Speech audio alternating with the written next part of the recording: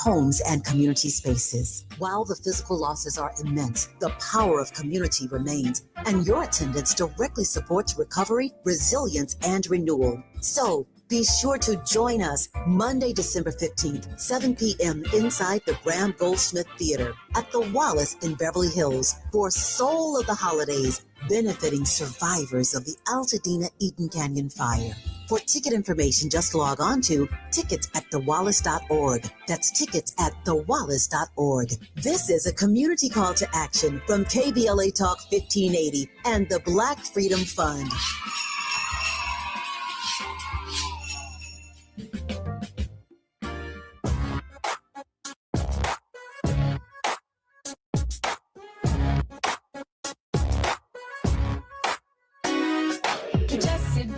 Junior show.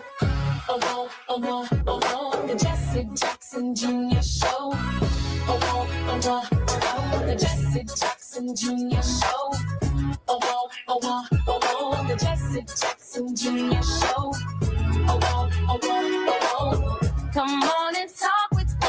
I'm Jesse Jackson Jr. Looking forward to the Jesse Jackson Jr. show on KBLA. Thought-provoking Thursdays and Dr. P.L. De Silva. Dr. De Silva has over 20 years of experience in background diplomacy, mediation, and negotiation. He has taught politics, international relations, and several graduate and undergraduate programs at universities in New York, New Jersey, Long Island, and Queen's University of Belfast in Northern Ireland. Dr. De Silva's publications include Postmodern Insurgencies, Political Violence, Identity Formation, and Peacemaking in Comparative Perspective. He's the co-founder with Professor W.D. Lakshman, former Vice Chancellor of the University of Colombo, and the International War-Related Trauma and Humanitarian Intervention Trust, IWTHI Trust, setting up psychosocial training programs for practitioners serving combatants, non-combatants during the Sri Lanka Civil War. Dr. De Silva, welcome forward to the Jesse Jackson Jr. Show. Thank you, Jesse. Glad to be on the show.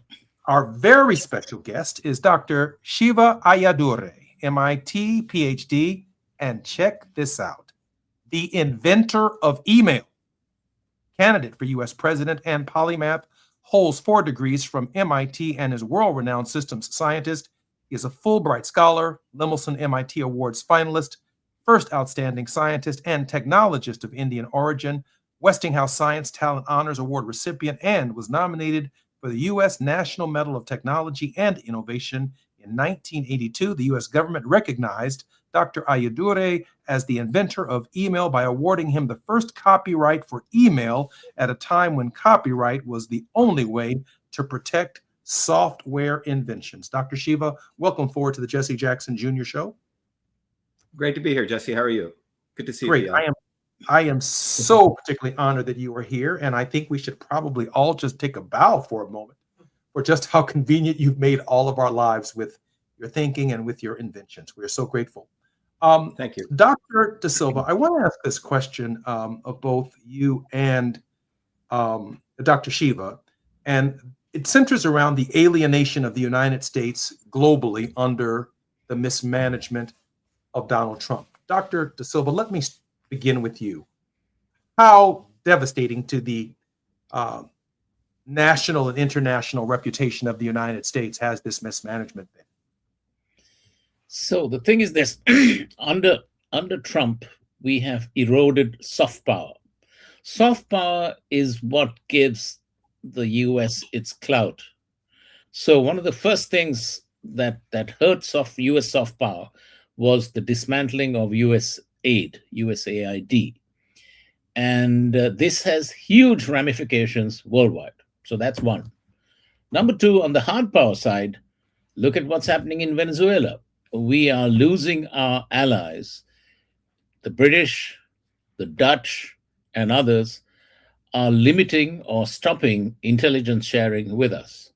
That's just the 2 examples that we need to bring of how the US is losing friends, allies, and on the soft power and hard power side, but also on the trade front. on the trade front, everybody else who wants to do free trade are coalescing together, and the US is left with a rump of countries. And today, China has a trade surplus of over $1 trillion for the first time. And this is with reducing their exports to the US by 1/3. So just go figure. And the list goes on and on and on. We are losing the plot. The economy is in bad shape. Americans are feeling the pinch. Tariffs are actually an additional tax burden on the US people. And it's the poor who are being downtrodden, and the migrants, higher education, the list goes on, Environmental Protection Agency, you name it, right? And I'm very interested to hear what Dr. Shiva has to say about the health industry. He's an insider, and I've known Dr. Shiva since 1985, 86. It's a long time.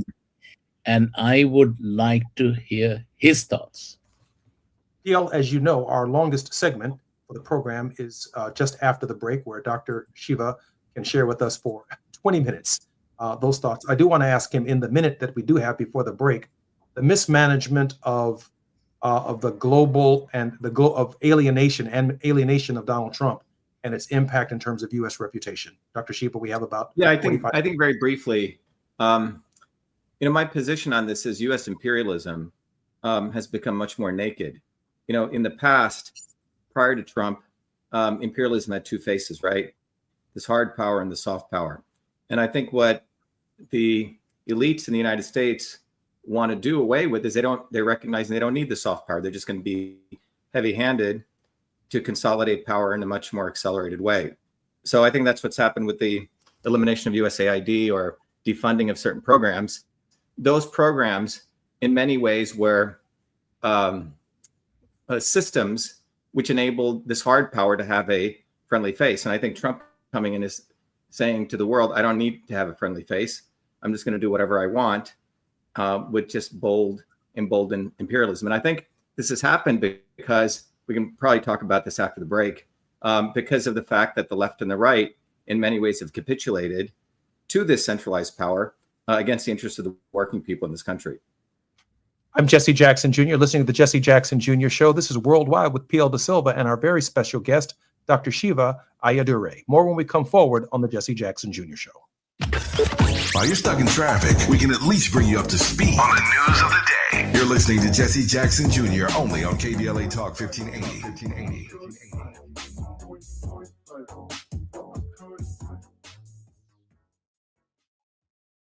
Nugget bells, nuggets all the way.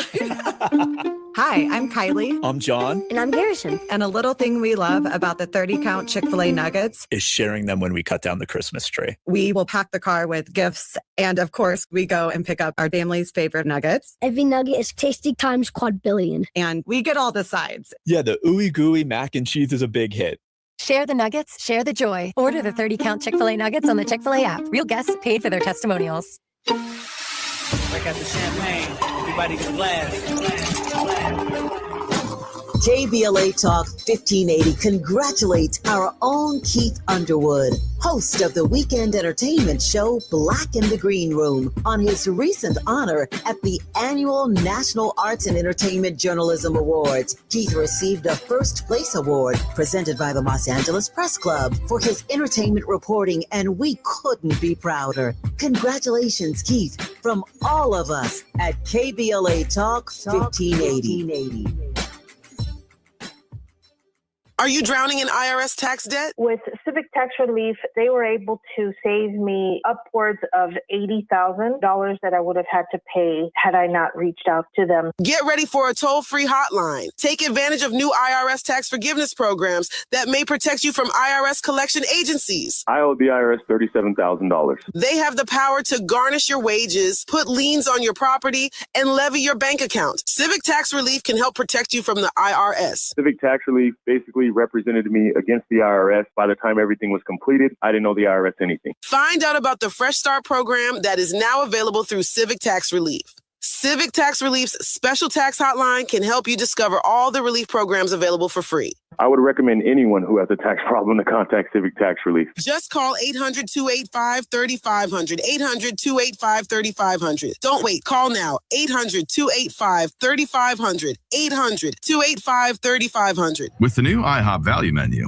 $6 is all it takes to go to your happy place, where stacks of pancakes with bacon and eggs are just $6 every day. French toast, sausage, and eggs are, you guessed it, $6. And fluffy omelets come with a side of pancakes and only cost $6.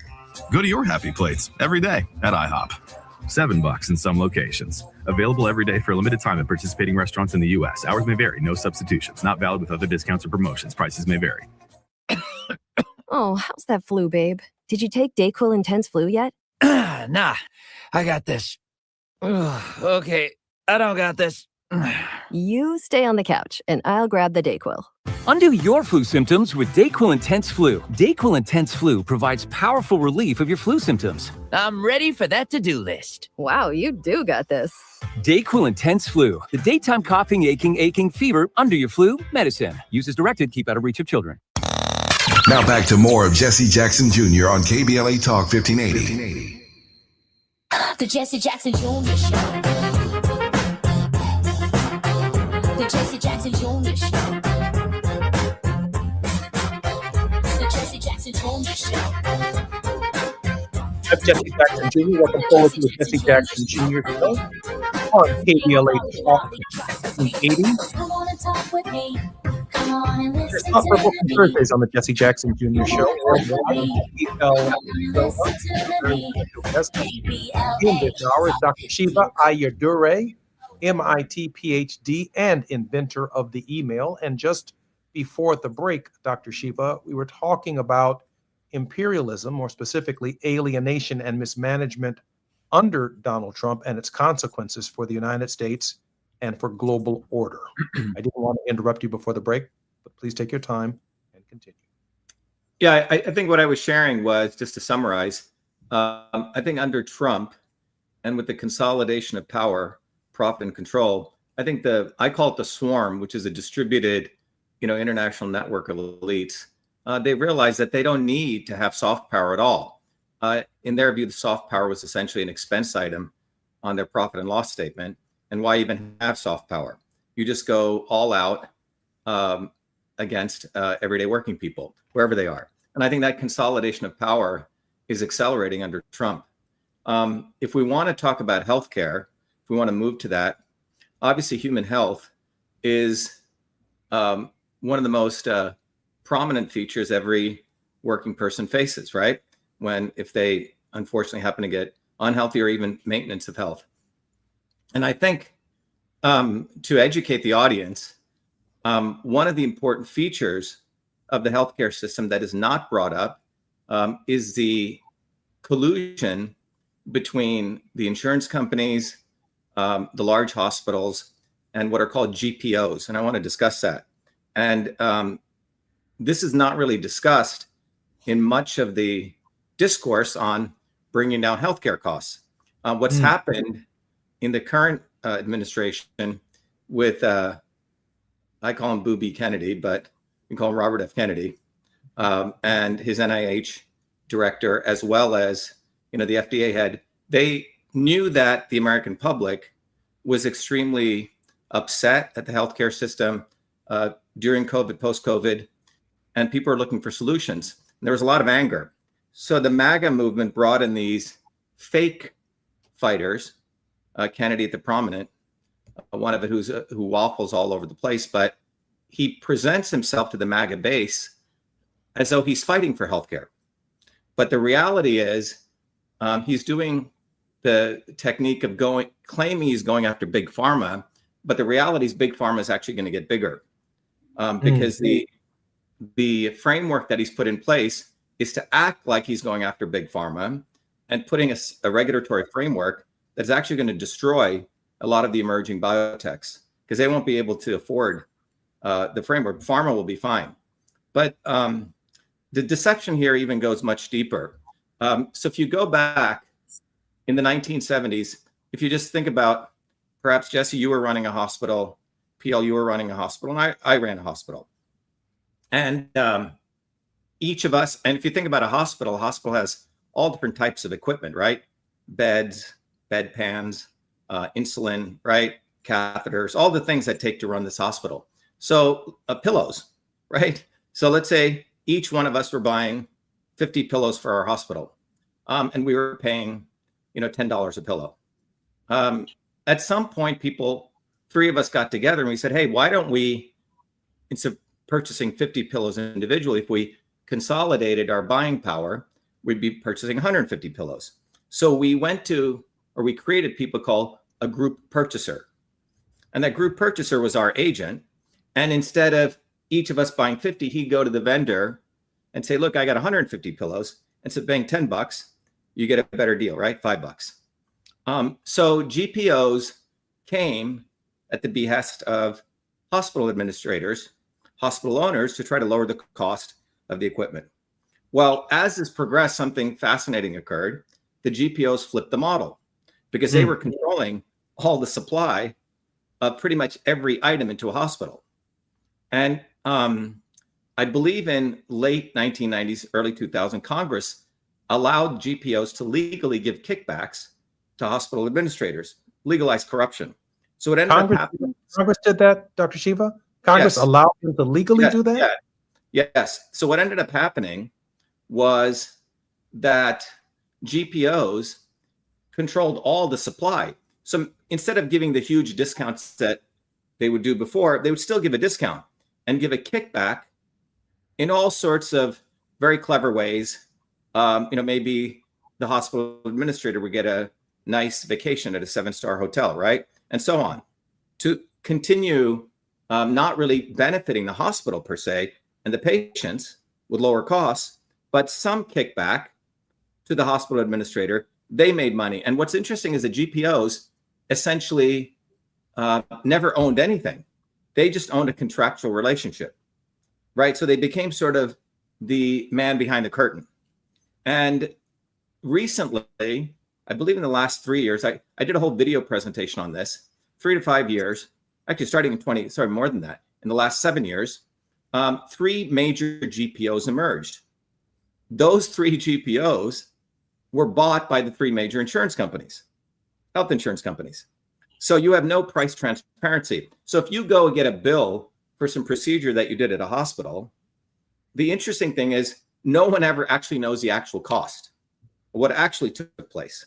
Okay. So during COVID, people were buying all these lung machines, right? What was the actual cost and what was actually being billed, right? So even if an individual gets a procedure done, if they try to go through the costs are massively inflated. So now you would think that insurance companies want lower costs, right? What's actually not true. What's fascinating is the insurance companies actually want to keep costs high because the vast majority of people are paying premiums. Now, the reason you get insurance is you say, oh my God, if I got into an awful car accident, I may have to pay a lot.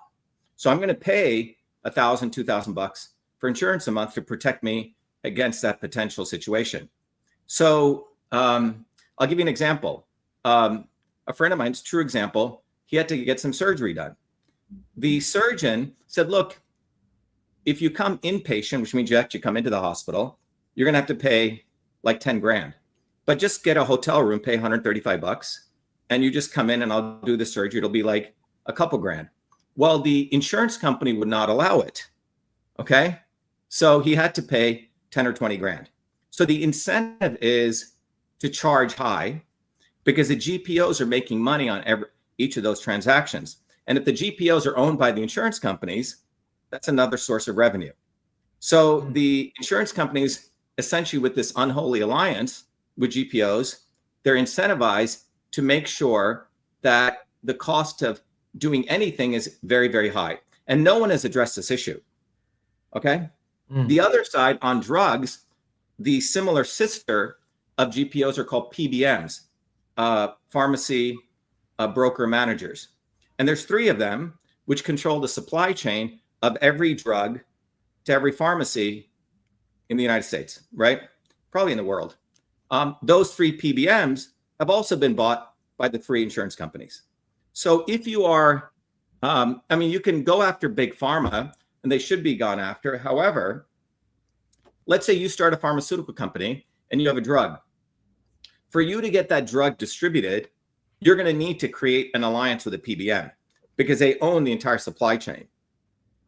So this is what has happened. These 2 sort of men behind the curtain, PBMs and GPOs, are controlling the flow of every item into a hospital. This is why some hospitals who don't want to play in this game, it's not that extraordinary to find hospitals having insulin shortages, saline shortages, because the GPOs are controlling that supply so they could direct supply to the hospitals that pay them their kickback, play, and those that don't.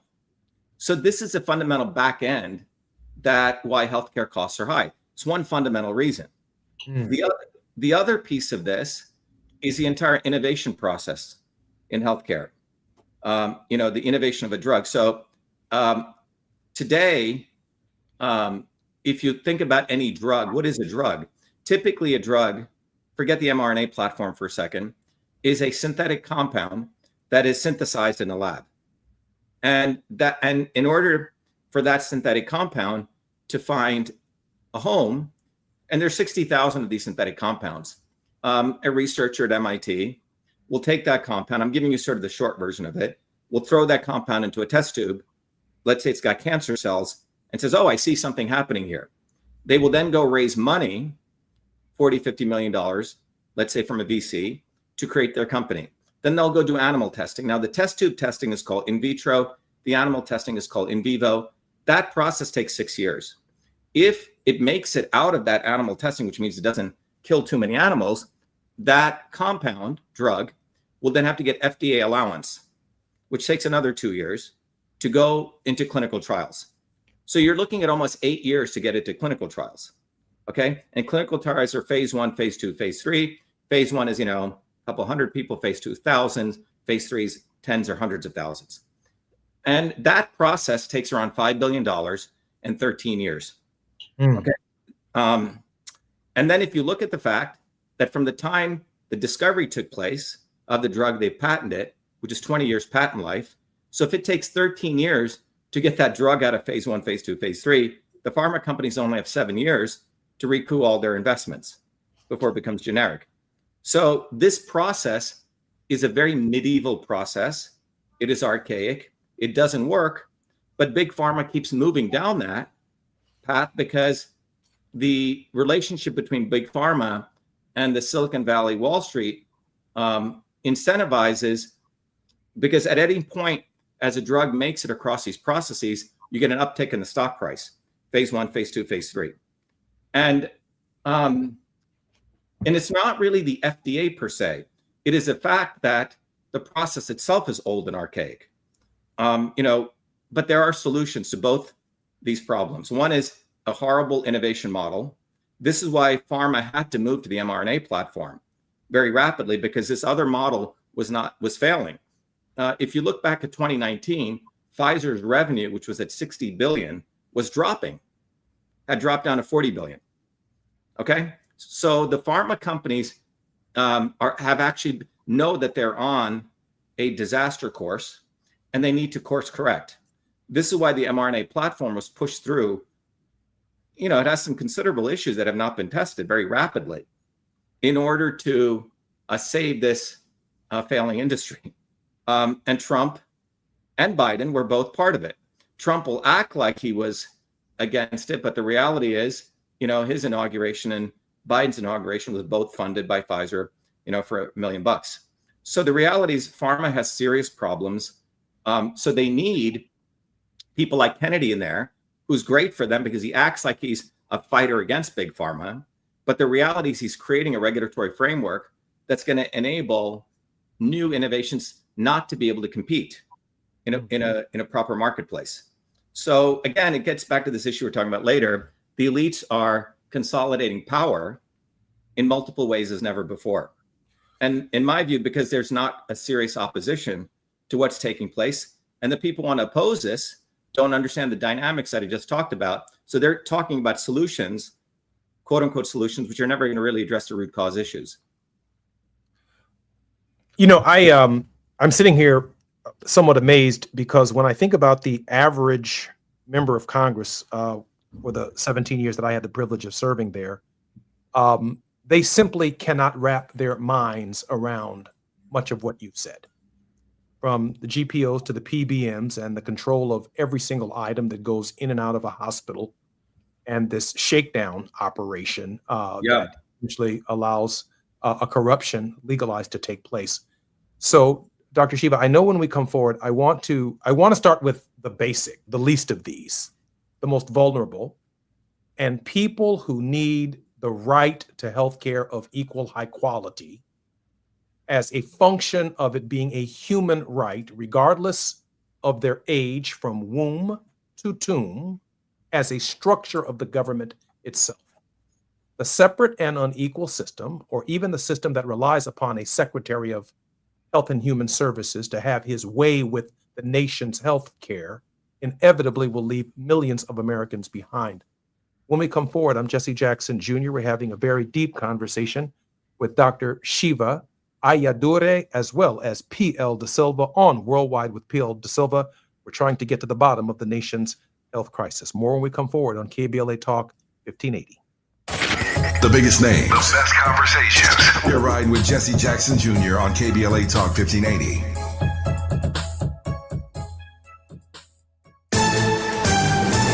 I'm Amber Payton with BIN News Now. Chicago's budget fight is escalating. 27 aldermen are pushing a rival plan that scraps Black Mayor Brandon Johnson's corporate head tax, but raises fees for trash pickup, liquor sales, and Uber and Lyft rides. We simply cannot risk a shutdown and put the city's financial stability at risk. Johnson is not on board, and the city risks a shutdown without a budget by year's end. Black Los Angeles Mayor Karen Bass is pushing the LA City Council to approve a $4.4 million boost for the LAPD this week to avoid a hiring freeze. She says the funds are needed to hold January's academy class and keep plans to hire 410 officers for the 2025 fiscal year on track. And Michael Jordan's 23XI racing team has settled its antitrust lawsuit with NASCAR. Jordan and co-owner Denny Hamlin had accused NASCAR of operating like a monopoly and restricting team revenue under its new payout deal. Get BIN News Now on demand 24/7 on the iHeartRadio app. The Crohn's and Colitis Foundation has been at the forefront of inflammatory bowel disease research and care for over 50 years. Learn more about research, education, and support at Crohn'sColitisFoundation.org. This is the KBLA Sports Minute with Ray Richardson. Dodgers manager Dave Roberts was among a select group of people who was asked to speak with UCLA's new football coach Bob Chesney during the interview process. Roberts, a UCLA graduate, had 3 phone conversations with Chesney and exchanged numerous text messages with him. Chesney was introduced as UCLA's new coach on Tuesday. Chesney won't start his new job until he completes his season with James Madison University. James Madison has a first-round playoff game at Oregon on December 20th. By the way, Roberts, the only African-American manager in Major League Baseball, graduated from UCLA in 1995 with a BA degree in history. HBCU Morehouse College in Atlanta is looking for a new head football coach. Former NFL wide receiver Terrence Mathis was fired after 2 seasons. Mathis, who played 13 years in the NFL, was 4-16 at Morehouse. No debates, no speculation, just the info you need. That's your KBLA Sports Minute. I'm Ray Richardson. More news, opinions, and conversation when we come forward on KBLA Talk 1580. Whoa, whoa.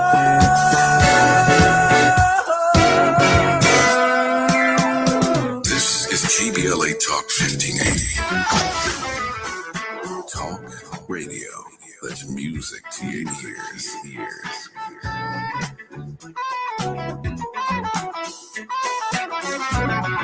We're unapologetically progressive. KBLA Talk 1580. We've got a lot to talk about.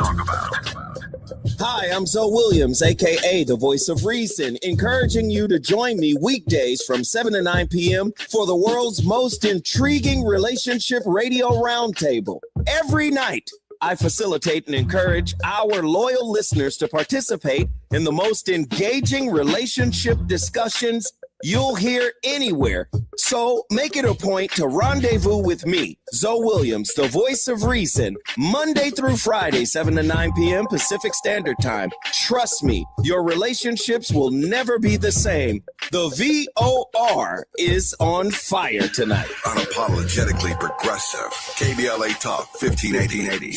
We've got your black.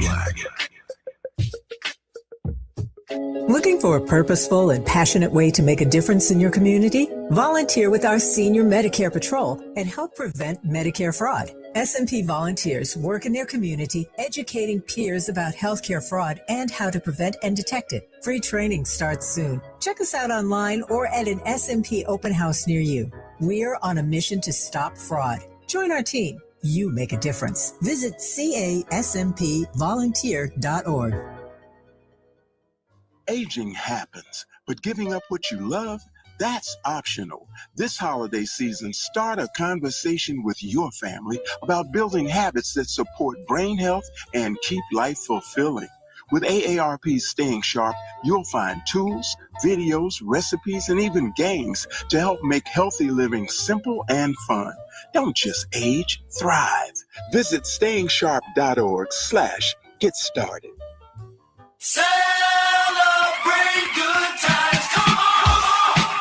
KBLA Talk 1580 congratulates Malik Books on celebrating 35 years in business. It's a celebration. Malik Books proudly houses one of the largest African American and diverse children's books in the nation. This is the perfect time to pick up holiday reads, meaningful gifts, and to support literacy in our community. For 35 years, Malik Books has stood strong in the Black Book Revolution, uplifting stories that heal, inspire, and transform. One reader at a time. Change your thoughts, change your life. Books are the gift that keeps giving. From all of us at KBLA Talk 1580, congratulations to Malik Books on 35 years of culture, pride, and community. Are you coughing a lot, especially at night? Are you often short of breath? Are you using your rescue inhaler often? These could be signs that your asthma is not under control. To keep your asthma in check and help prevent an asthma attack, ask your healthcare provider for an asthma action plan. This is a personalized plan you create with your doctor that shows you what to do and what medicines to help control your asthma and to use when you're having a hard time breathing or when you're having an asthma attack. Please don't wait until you're having an asthma attack. Do something about it now. Schedule a visit with your healthcare provider today to make that action plan and take control of your asthma. For more tips and resources on the management of asthma, visit luma-edu.com. This message is brought to you by Amgen and AstraZeneca. You're listening to Jesse Jackson Jr. on KBLA Talk 1580. The Jesse Jackson Jr. Show. The Jesse Jackson Jr. Show. The Jesse Jackson Jr. Show. The Jesse Jackson Jr. Show. King Quality drops the beat. Come on and talk with me. Jesse Jackson Jr. You're listening to Day Lunch Club on KBLA Talk 1580. It's Thought-Provoking Thursdays with Dr. P.L. Da Silva, who is an experienced director with a demonstrated history of working in think tanks, industry, and academia, United Nations, political and military affairs, stabilization operations, and the private sector, financial services, and oil and gas, in research, political risk analysis, geopolitical strategy, cultural diplomacy, and humanitarianism. He is an extraordinary individual who hosts our program on Thursdays worldwide with P.L. Da Silva, and our very special guest today, Dr. Shiva Ayyadurai. His interest in human health began early. When he was a child, he observed his grandmother, a village farmer, a healer, and a practice of Siddha, India's oldest system of traditional medicine.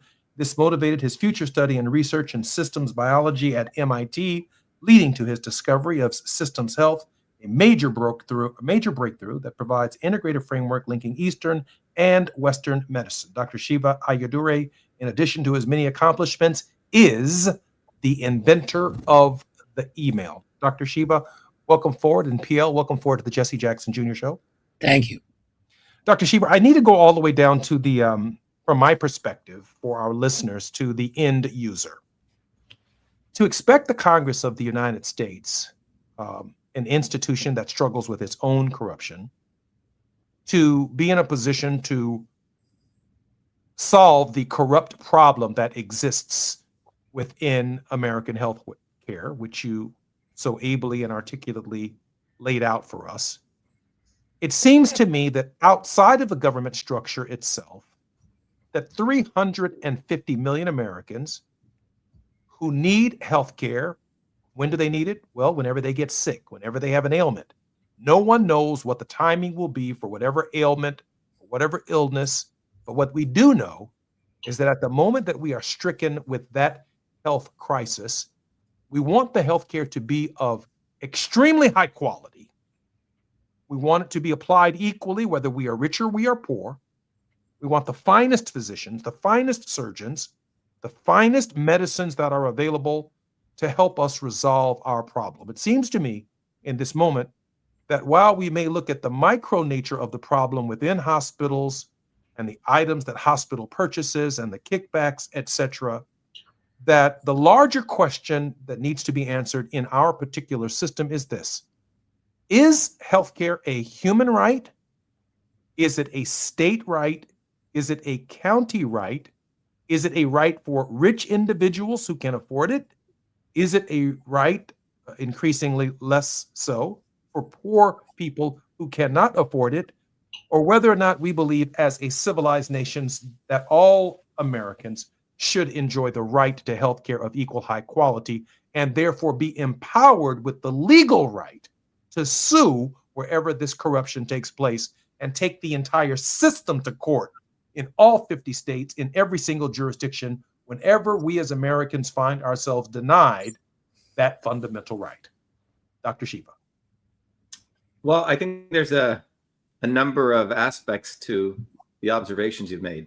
I think, let me go to the heart of the issue. What is healthcare? All right. Meaning, what is human health? And when you look at that aspect, there's really two aspects to that question. You see, the modern healthcare system that's practiced in the West came out of wartime medicine. It actually came out of the work of Florence Nightingale, who was more than just a nurse. She was actually a statistician. She was observing the Crimean War, and that soldiers were actually dying when they came to the hospitals. In the 1800s, you went to a hospital to die. They were filth everywhere. In fact, more soldiers were dying when they came to the hospital than dying of wounds on a battlefield. So she had this vision of creating a healthcare system where the goal was to put a soldier back on the field, right? So you had a particular problem, fixed it and got it back, got the soldier back out there, which was you cleaned up the hospitals, you created an environment, hopefully where research would take place, et cetera. So the key thing we need to understand here was that healthcare system, the architecture was designed for a crisis situation. When a crisis took place, the goal was to take care of that crisis, get the quote unquote soldier back on the field. So that architecture gave rise to steroids and amazing surgery and all this kind of stuff, right? Now that is a very different requirement and an end state than saying, I want to maintain my health. I want to live long. I want to be happy, right? Now, traditional systems of medicine, like my grandmother practiced, or traditional systems of medicine many cultures had, were based on that. How do you live in harmony with your body, right? That's a very different system of medicine. Does that make sense? Two very different. One was to put a soldier back on the field, a crisis management model. The other was to maintain health. What we have in the modern healthcare system is there's an incentive to get you into a crisis mode, not prevention. And then when you get into a crisis mode, you hit the person with artillery, which is very, very expensive. Okay. And some of it actually doesn't work. Okay. There is not an incentive to make the individual accountable for their health and do a series of things day to day, week to week, month to month to promote prevention. Okay, so we have to decide which healthcare system do we want to support. Okay, the preventative model or the crisis model. All the healthcare system is incentivized to be crisis care. And in that crisis model, the goal is never to cure anyone, but to keep treating a quote unquote disease. To put them back on the battlefield. What's that? To put them back on the battlefield. Yeah, or wait until you're so bad that you are in a crisis mode. In ancient and traditional systems of medicine, every disease had 6 phases. Phase 1, where you could cure it quickly. Phase 2, phase 3, 4, 5, 6. Obviously, when you have a big tumor growing, that's in a crisis mode. Okay, you have to hit it with chemotherapy and all these very, very harsh agents. So we need to understand this. This has not been in the public discourse when we talk about healthcare. In the former model, you incentivize the individual to take accountability for their health. What is occurring now is all of the structure is telling the individual not to take care of their health, to outsource it to this thing called the healthcare system, which, as we just discussed in the earlier section, is highly incentivized to keep the costs as high as possible. When you get someone coming into that system, the goal is to milk them for as much money as you can get. Okay? And everyone who's been through this healthcare system will notice that, especially if you don't have any background, you're put into a phenomenon of fear, uncertainty, and doubt. You're doing lots of tests, lots of procedures, and you don't even know where the end state is. So so to the end individual, obviously, taking care of your body and having the best opportunity to be well and live long should be a basic right. I mean, I don't think anyone would say it should not be, but the issue is, how are we going to get there? Okay. And I would argue that the current model, even if you gave universal healthcare and you made healthcare free, quote unquote free, it's going to drain ultimately. It's going to come back to the citizens in some form, because the entire structure is highly, highly corrupt. You see, so the costs. So there is a solution to this, though. Hippocrates. Before we get to the solution, because we're going to do that right after the break, I'm Jesse Jackson Jr. You're listening to the Jesse Jackson Jr. Show on KBLA Talk of 1580 with Dr. Shiva Ayyadurai and PL De Silva. We are going to get to the solutions when we come forward. While you're stuck in traffic, we can at least bring you up to speed on the news of the day. You're listening to Jesse Jackson Jr. only on KBLA Talk 1580.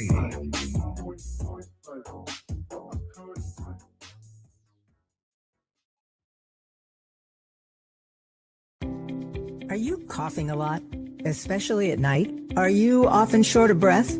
Are you using your rescue inhaler often? These could be signs that your asthma is not under control. To keep your asthma in check and help prevent an asthma attack, ask your healthcare provider for an asthma action plan. This is a personalized plan you create with your doctor that shows you what to do and what medicines to help control your asthma and to use when you're having a hard time breathing or when you're having an asthma attack. Please don't wait until you're having an asthma attack. Do something about it now. Schedule a visit with your healthcare provider today to make that action plan and take control of your asthma. For more tips and resources on the management of asthma, visit luma-edu.com. This message is brought to you by Amgen and AstraZeneca. My mom has decided to learn to paint, and she's good. My dad's now into creative cuisine, and I've already put on 6 pounds. Learning new things comes with age. My mom, she started forgetting my name and what we're talking about. Forgetting well-known things doesn't. Memory loss may be a sign of Alzheimer's disease. Early detection gives you and your loved one time to plan for the future. Learn the warning signs of Alzheimer's at 10signs.org. Brought to you by the Alzheimer's Association and the Ad Council.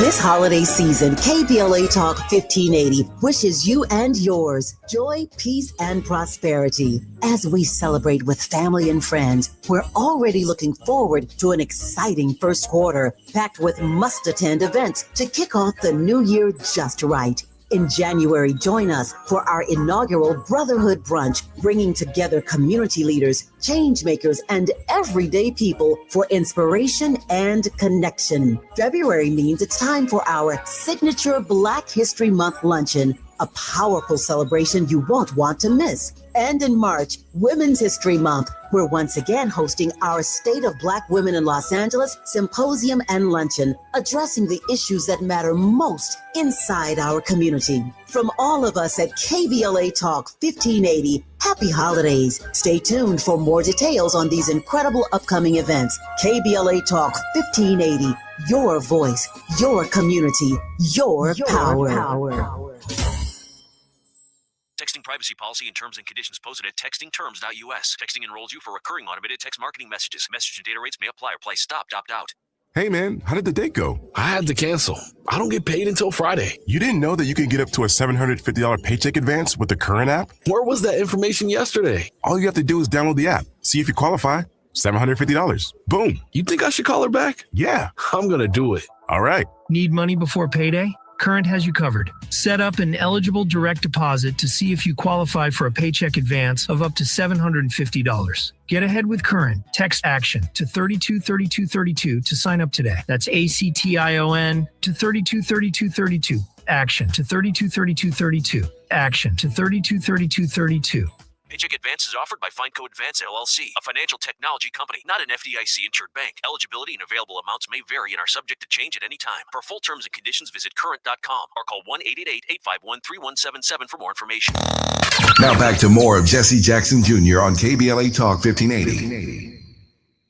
The Jesse Jackson Jr. Show. The Jesse Jackson Jr. Show. The Jesse Jackson Jr. Show.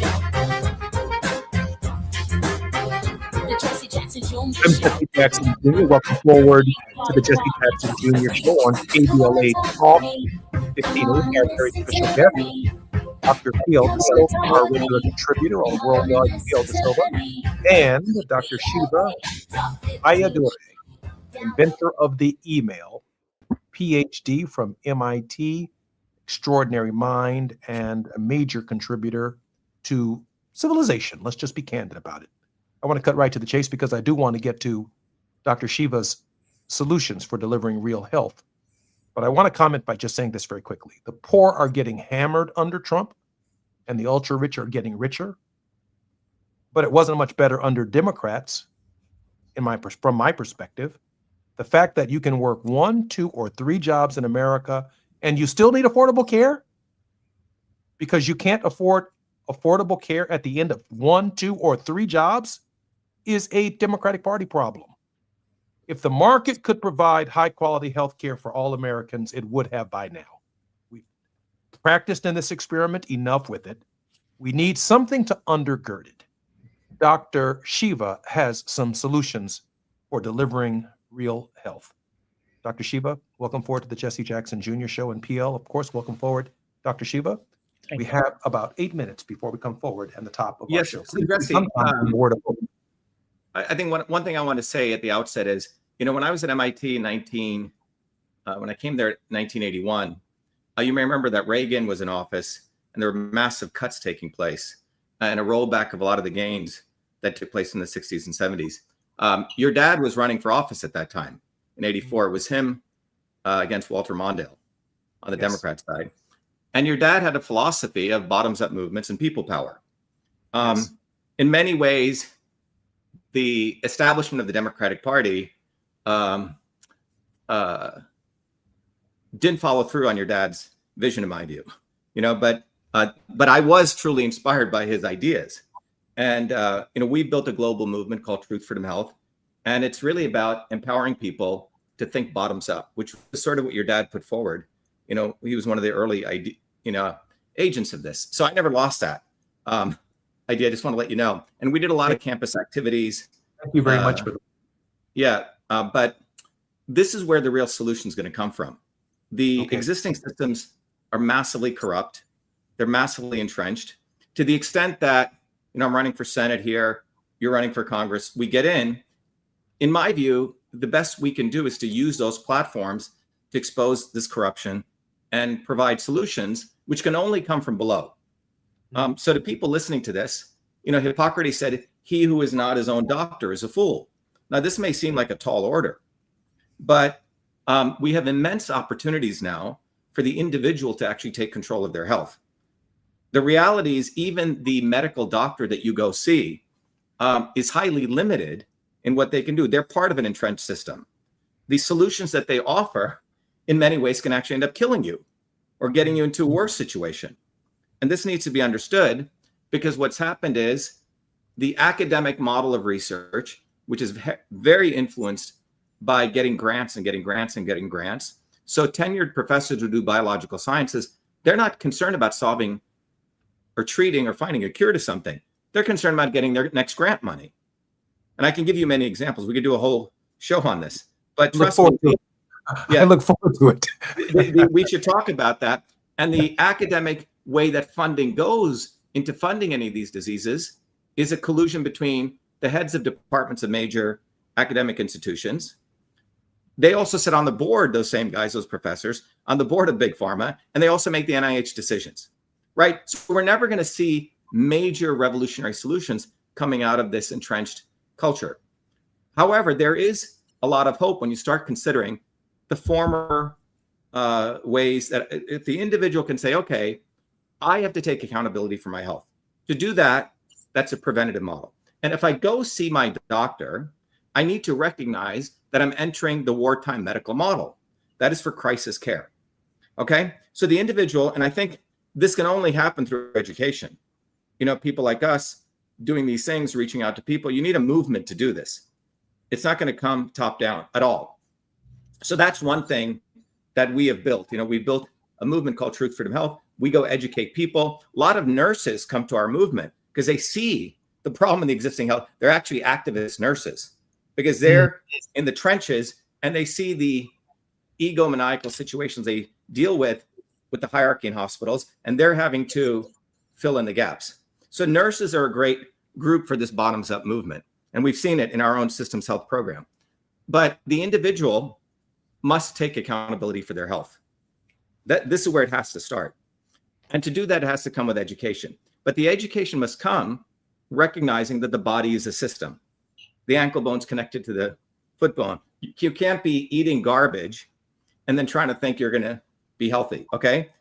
You can't not do exercise and think you're going to be healthy. So it's a fundamental systems model that must be taught. And that's not being taught at all. To the extent that this quote unquote Maha movement talks about it, they have no interest in actually doing that. Again, their goal is to consolidate pharma's power. So one of the important solutions is education, the individual taking accountability. But getting back to the GPOs, with the 1987 law that was passed, just to be specific, it's really an anodyne term, quite ironic. Congress called it the anti-kickback statute, okay? And in that anti-kickback statute was given the safe harbor for GPOs to do kickbacks. That needs to be rolled back. Wow. Okay? It's quite amazing how these politicians did it. They called it the Anti-Kickback Act, but there's a nice carve out so GPOs can do kickbacks. Or kickbacks. Yeah. Right? So this is, I mean, Trump is a master of this, right? He'll tell you he's going to do this, but he's actually doing something else. Sleight of hand. So the Anti-Kickback Act, that safe harbor provision, must be removed. We need to educate people on a systems approach to health. Now, we've built an entire curriculum and made it very, very accessible to people. And that can be spread broadly. The medical... So Dr. Adi, just before we move past that point, how can we get that information from you? Can you share with our listeners how they can learn more about that before? Yes. So people can go to truthfreedomhealth.com. We Can you created a whole... say it slowly? Truthfreedomhealth.com. And what we've done is, when I did research, Jesse, on looking at the ancient systems of medicine after I finished my PhD, what I found was these ancient systems of medicines actually looked at the body as an engineering system. What happened was the woo-woo people like Deepak Chopra, all these people, they made a lot of profit by putting this into a very, they built an aura around these ancient systems of medicine. So I uncovered these ancient systems of medicine were actually engineering systems, and you could educate people anywhere on this. So we created an entire course called Get Off the Plantation. It's free, okay? So people should go there. It's their first step, and they can go as many levels as they want. But that's one thing, to teach people to take a systems approach to the body. That's the first step. The other piece of this is the opportunity in the medical training itself. You know, when an MD comes out of school right now, they got a lot of loans. And if they try to start their own practice to actually help people, that's all dead right now. There's no way a single practitioner who wants to do family medicine can even survive. So they're forced to go join big hospitals. You see? So what's happening is everything has moved, even a noble person who wants to serve in medicine, to go big. And when you go big, you never have these interactions one-on-one, because health actually emerges between the patient and the doctor in a collaborative relationship. It's not a top-down model. So, yeah. I'm going to have you back on, because not only do I want to finish this conversation, I want to have you on to talk about your advocacy, your political work, and the campaign that you are mounting, which is, yes, obviously to win, but also to educate the American people. PL, I am particularly honored that Dr. DeShiva is our very special guest, and that both of you have joined me on the Jesse Jackson Jr. Show. When we come forward, there will be more on the Jesse Jackson Jr. Show. I want to thank our very special guest, PL De Silva, as well as Dr. Ayadure, MIT, PhD. More when we come forward on KBLA Talk 1580. Thank you. Well. Thank you. Be the light. Thank you. Yes. KBLA 1580 Santa Monica. I'm Amber Payton with BIN News Now. Chicago's budget fight is escalating. 27 aldermen are pushing a rival plan that scraps Black Mayor Brandon Johnson's corporate head tax, but raises fees for trash pickup, liquor sales, and Uber and Lyft rides. We simply cannot risk a shutdown and put the city's financial stability at risk. Johnson is not on board, and the city risks a shutdown without a budget by year's end. Black Los Angeles Mayor Karen Bass is pushing the LA City Council to approve a $4.4 million boost for the LAPD this week to avoid a hiring freeze. She says the funds are needed to hold January's academy class and keep plans to hire 410 officers for the 2025 fiscal year on track. And Michael Jordan's 23XI racing team has settled its antitrust lawsuit with NASCAR. Jordan and co-owner Denny Hamlin had accused NASCAR of operating like a monopoly and restricting team revenue under its new payout deal. Get BIN News Now on demand 24/7 on the iHeartRadio app. The Crohn's and Colitis Foundation has been at the forefront of inflammatory bowel disease research and care for over 50 years. Learn more about research, education, and support at Crohn'sColitisFoundation.org. This is the KBLA Sports Minute with Ray Richardson. Dodgers manager Dave Roberts was among a select group of people who was asked to speak with UCLA's new football coach Bob Chesney during the interview process. Roberts, a UCLA graduate, had 3 phone conversations with Chesney and exchanged numerous text messages with him. Chesney was introduced as UCLA's new coach on Tuesday. Chesney won't start his new job until he completes his season with James Madison University. James Madison has a first-round playoff game at Oregon on December 20th. By the way, Roberts, the only African-American manager in Major League Baseball, graduated from UCLA in 1995 with a BA degree in history. HBCU Morehouse College in Atlanta is looking for a new head football coach. Former NFL wide receiver Terrence Mathis was fired after 2 seasons. Mathis, who played 13 years in the NFL, was 4-16 at Morehouse. No debates, no speculation, just the info you need. That's your KBLA Sports Minute. I'm Ray Richardson. More news, opinions, and conversation when we come forward on KBLA Talk 1580. This holiday season, KBLA Talk 1580 wishes you and yours joy, peace, and prosperity. As we celebrate with family and friends, we're already looking forward to an exciting first quarter, packed with must-attend events to kick off the new year just right. In January, join us for our inaugural Brotherhood Brunch, bringing together community leaders, change makers, and everyday people for inspiration and connection. February means it's time for our signature Black History Month luncheon, a powerful celebration you won't want to miss. And in March, Women's History Month, we're once again hosting our State of Black Women in Los Angeles Symposium and Luncheon, addressing the issues that matter most inside our community. From all of us at KBLA Talk 1580, happy holidays. Stay tuned for more details on these incredible upcoming events. KBLA Talk 1580, your voice, your community, your power.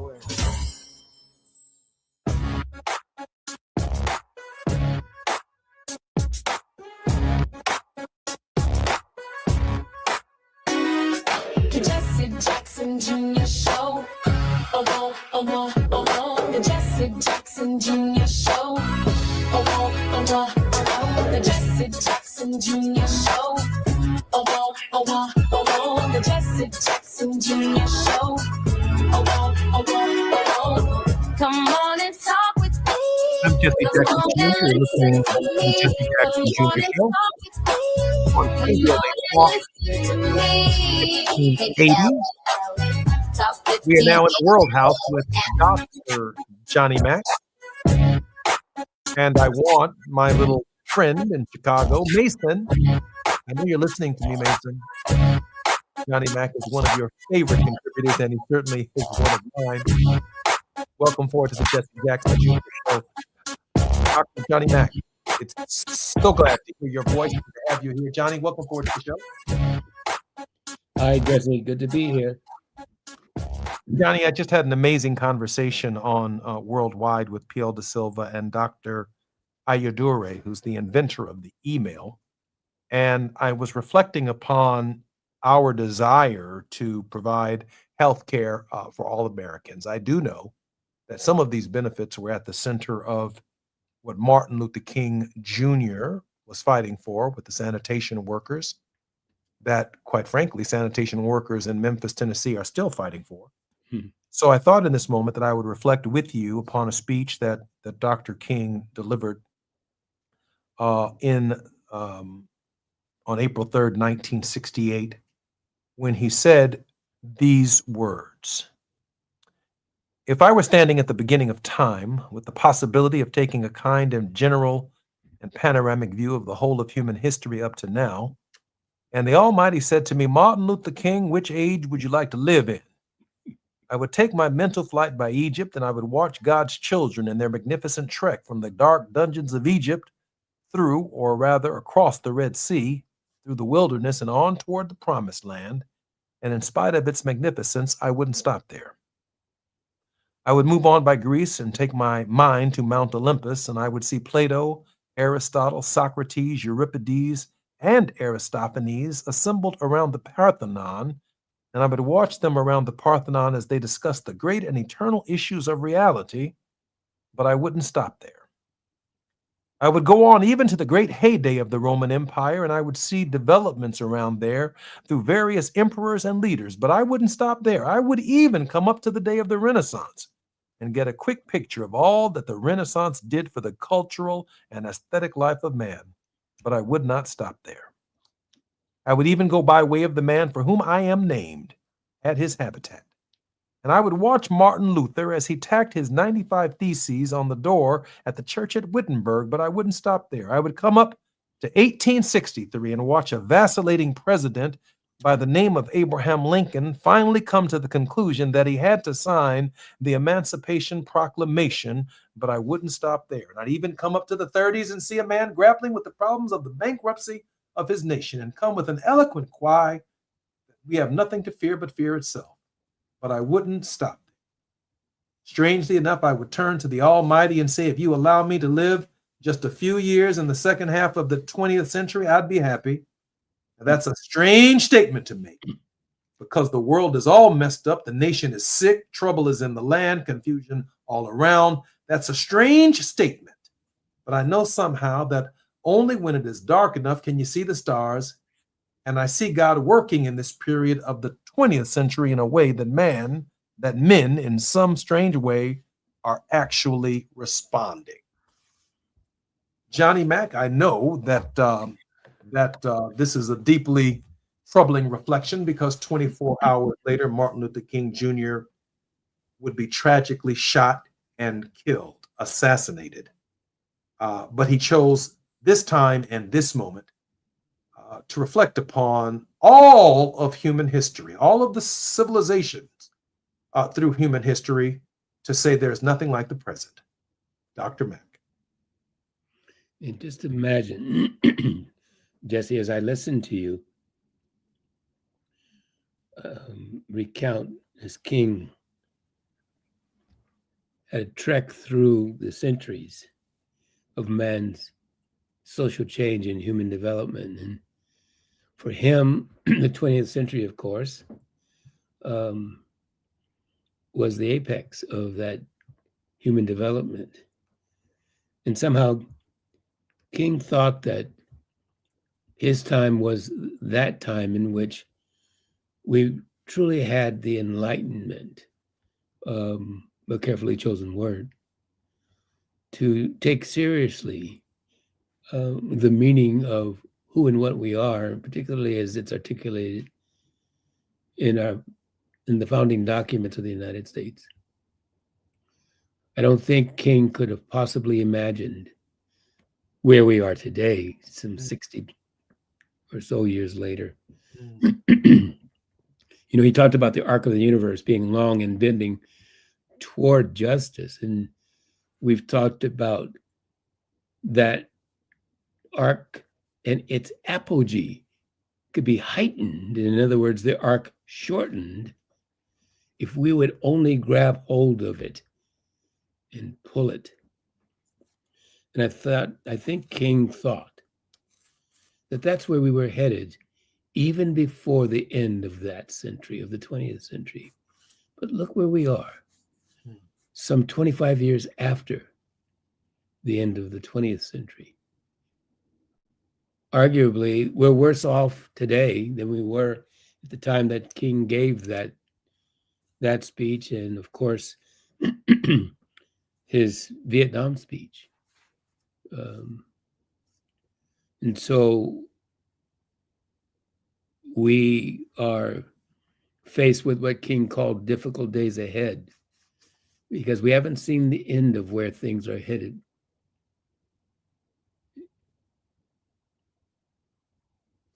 I am struck by that.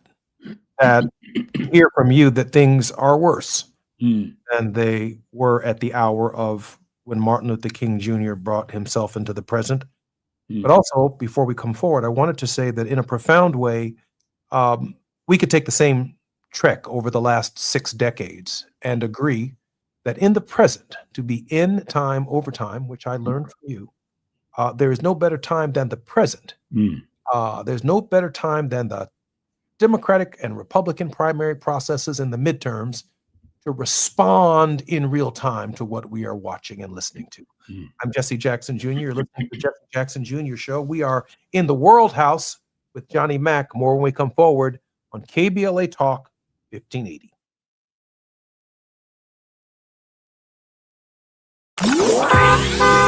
It's afternoon drive time with Jesse Jackson Jr. Only on KBLA Talk 1580.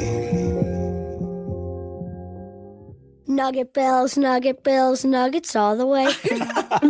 Hi, I'm Kylie. I'm John. And I'm Garrison. And a little thing we love about the 30-count Chick-fil-A nuggets is sharing them when we cut down the Christmas tree. We will pack the car with gifts. And of course, we go and pick up our family's favorite nuggets. Every nugget is tasty times quadrillion. And we get all the sides. Yeah, the ooey gooey mac and cheese is a big hit. Share the nuggets, share the joy. Order the 30-count Chick-fil-A nuggets on the Chick-fil-A app. Real guests paid for their testimonials. Break out the champagne. Everybody get a glass. KBLA Talk 1580 congratulates our own Keith Underwood, host of the weekend entertainment show Black in the Green Room, on his recent honor at the annual National Arts and Entertainment Journalism Awards. Keith received a first place award presented by the Los Angeles Press Club for his entertainment reporting, and we couldn't be prouder. Congratulations, Keith, from all of us at KBLA Talk 1580. Are you drowning in IRS tax debt? With Civic Tax Relief, they were able to save me upwards of $80,000 that I would have had to pay had I not reached out to them. Get ready for a toll-free hotline. Take advantage of new IRS tax forgiveness programs that may protect you from IRS collection agencies. I owe the IRS $37,000. They have the power to garnish your wages, put liens on your property, and levy your bank account. Civic Tax Relief can help protect you from the IRS. Civic Tax Relief basically represented me against the IRS. By the time everything was completed, I didn't owe the IRS anything. Find out about the Fresh Start program that is now available through Civic Tax Relief. Civic Tax Relief's special tax hotline can help you discover all the relief programs available for free. I would recommend anyone who has a tax problem to contact Civic Tax Relief. Just call 800-285-3500, 800-285-3500. Don't wait. Call now. 800-285-3500, 800-285-3500. With the new IHOP value menu, $6 is all it takes to go to your happy place, where stacks of pancakes with bacon and eggs are just $6 every day. French toast, sausage, and eggs are, you guessed it, $6. And fluffy omelets come with a side of pancakes and only cost $6. Go to your happy plates every day at IHOP. $7 in some locations. Available every day for a limited time at participating restaurants in the U.S. Hours may vary. No substitutions. Not valid with other discounts or promotions. Prices may vary.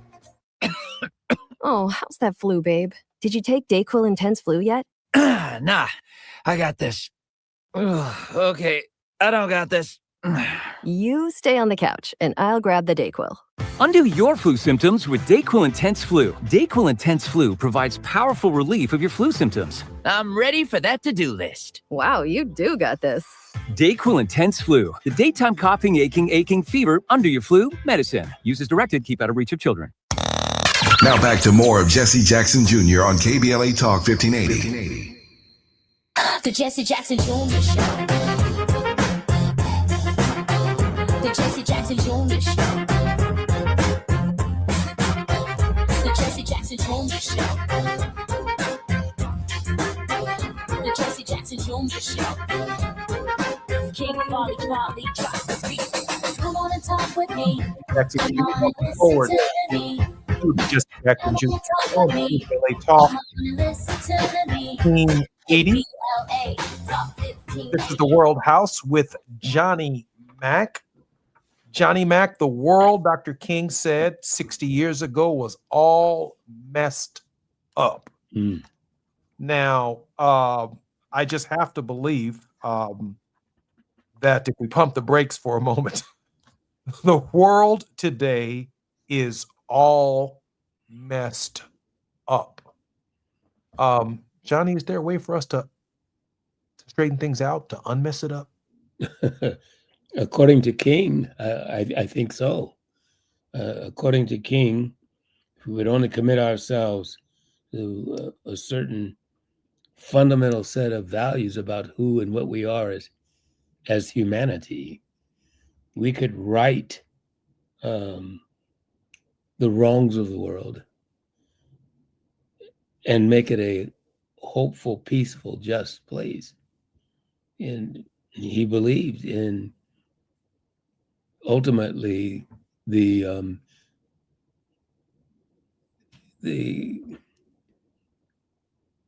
what's the right word, Jesse? He believed that fundamentally humans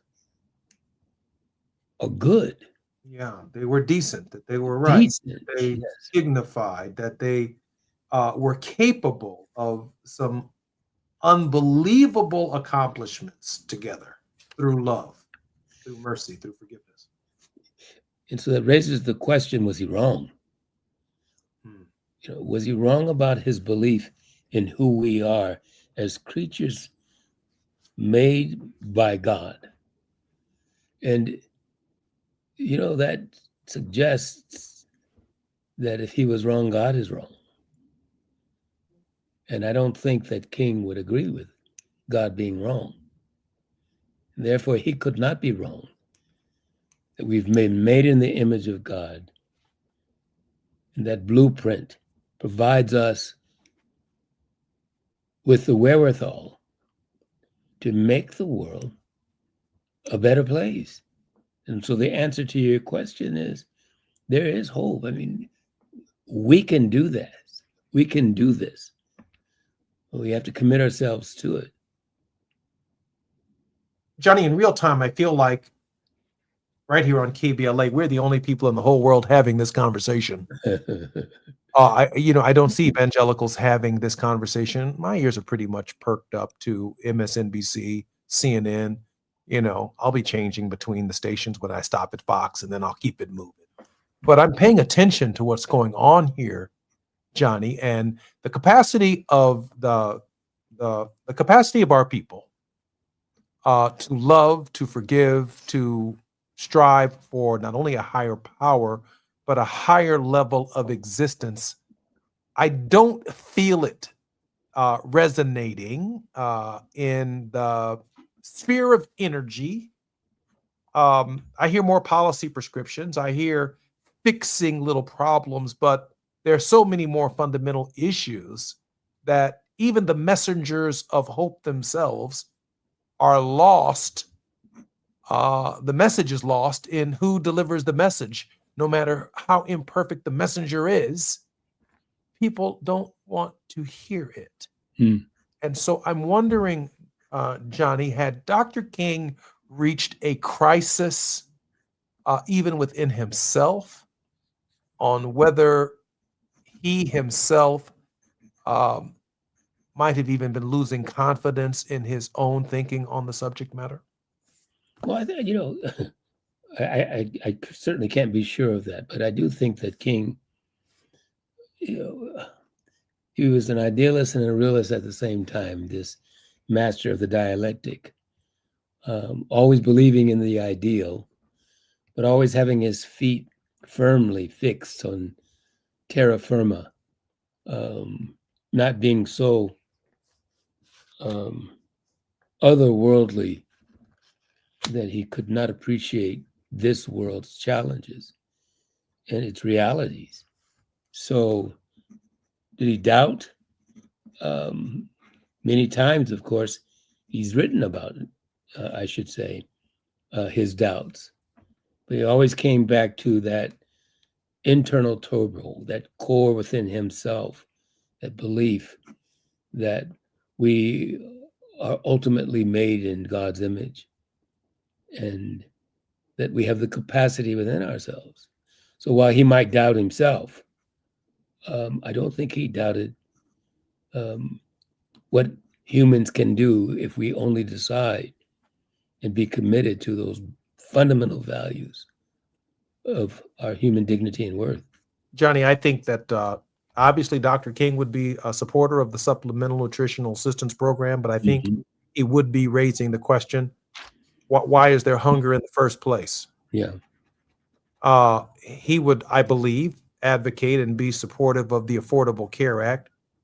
But then I think he would be asking, how is it that a man or a woman can work 1, 2, or 3 jobs and at the end of 3 jobs still not be able to provide health care and or food on their table at the same time? What kind of system produces beggars or produces people that need these kinds and forms of assistance who are not sitting around lazy, but are working every single day? They are barbers and beauticians who need the Affordable Care Act. They're cutting hair all day long. And at the end of cutting hair all day long, they're heading to another job. And that job helps pay the bills of the shop where they're cutting hair or the chair that they are renting from the shop that they're renting from. They're trying to make ends meet. And yet they still, at the end of the second job, need the Supplemental Nutrition and Assistance Program. And some of them are too proud to tell you they're on stamps, that they need the EBT, that they need the benefit in the first place. Dr. King would be going to the root of a civilizational crisis where we just can't see what our neighbor is going through. And if we do see it, we still aren't doing anything about it. And just think about it, Jesse. I think you've quoted, we've talked about this number of persons who rely upon the Affordable Care Act. I think it's 24 million. 44. 24 million. 44. 44 million. 44. Now, Jesse, think about this. The point you just made. Can you imagine those 44 million people saying to themselves and to the nation, okay, we've gone this far, but we will go no further. Can you imagine those 44 million people? I know women and children, men, various age groups, but imagine that mass of people organizing and mobilizing in every city around the country, every major city. Let's say the 44 million chose 12 cities around the country and said, these cities won't operate. They will not move forward until this issue is addressed. What kind of change do you think, Jesse, we'd have regarding the Affordable Care Act and every other act that affects the lives, everyday lives of ordinary citizens? If the American people reached that kind of spiritual unity, yes, sir, on that value, yes, sir, the change would be almost instant. No, not almost. Drop the almost. Okay. It would be instant. I mean, if 350 million people coalesced in the realm of spirit, on such a value that important at the same time, the government itself could not survive. So what is it that prevents that kind of mobilization and organization? What is it that causes people to sit and wait for somebody else to decide what kind of life they will have, what type of society they will live in? What is it that causes us to wait on somebody else to bring us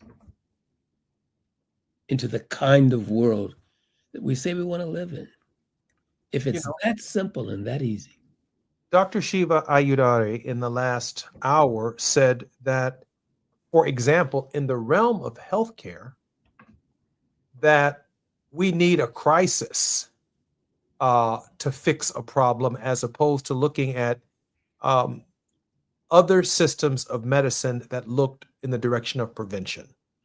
That is, he talked about Florence Nightingale and the system of healthcare delivery in the United States under our economic system. It waits for a crisis in the human form, and then you're pumped with all kinds of medicine and things along those lines, because the example that he used was it came into existence to put a soldier and repair a soldier and put them back on the battlefield.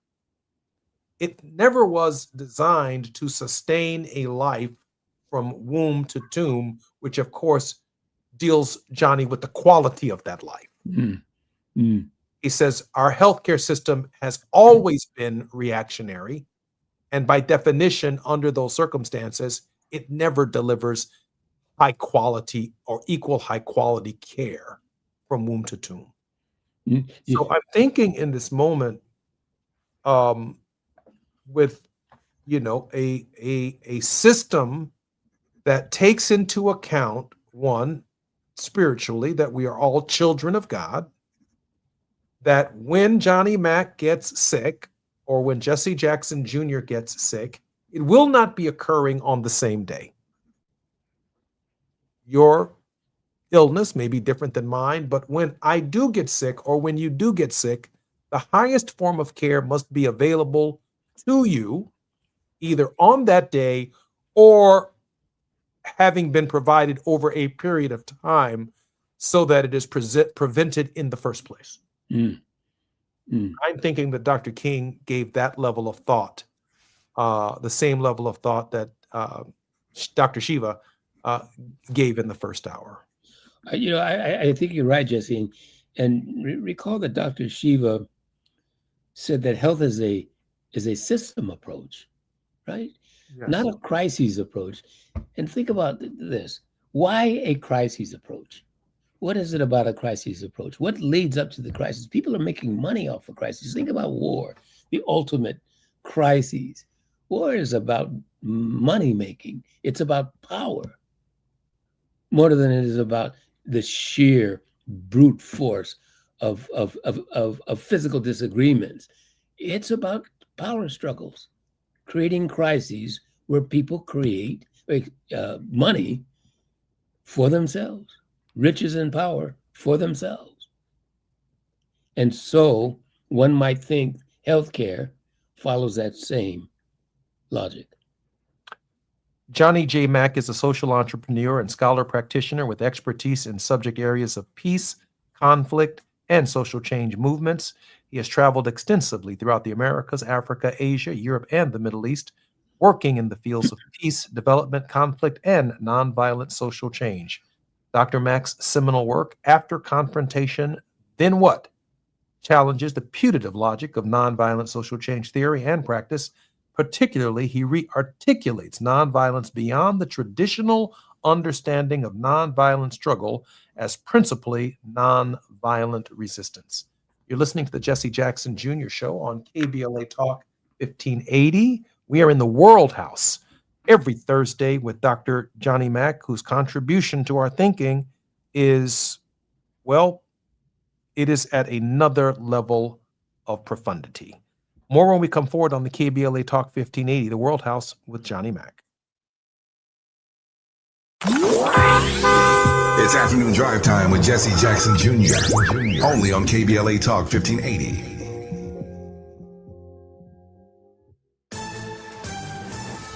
I'm Amber Payton with BIN News Now. Police have identified 48-year-old Jacob Bard as the suspect in the Kentucky State University shooting. He's charged with murder and assault after a 19-year-old was killed and another student critically injured near a residence hall Tuesday. Our investigation has determined that Mr. Bard is a parent of a Kentucky State University student. The HBCU has suspended all classes and activities for the rest of the week. The Justice Department is suing Minneapolis Public Schools, alleging the district gave hiring and benefits preferences to underrepresented teachers and members of the Black Men Teach Fellows. The DOJ says that violates Title VII. MPS is not commenting on the lawsuit. And singer SZA is calling out ICE for using her song in a video, calling it rage baiting and criticizing the White House for using artists without permission. Kenny Loggins and others have raised similar complaints about Trump-era videos using their music without approval. Get BIN News Now on demand 24/7 on the iHeartRadio app. The Crohn's and Colitis Foundation has been at the forefront of inflammatory bowel disease research and care for over 50 years. Learn more about research, education, and support at Crohn'sColitisFoundation.org. This is the KBLA Sports Minute with Ray Richardson. Dodgers manager Dave Roberts was among a select group of people who was asked to speak with UCLA's new football coach Bob Chesney during the interview process. Roberts, a UCLA graduate, had 3 phone conversations with Chesney and exchanged numerous text messages with him. Chesney was introduced as UCLA's new coach on Tuesday. Chesney won't start his new job until he completes his season with James Madison University. James Madison has a first-round playoff game at Oregon on December 20th.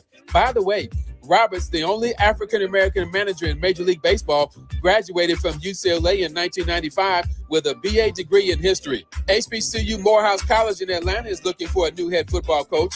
Former NFL wide receiver Terrence Mathis was fired after 2 seasons. Mathis, who played 13 years in the NFL, was 4-16 at Morehouse.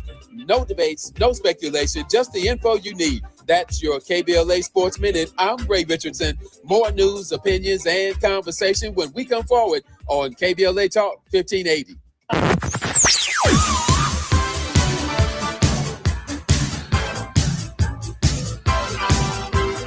This is KBLA Talk 1580. Talk radio.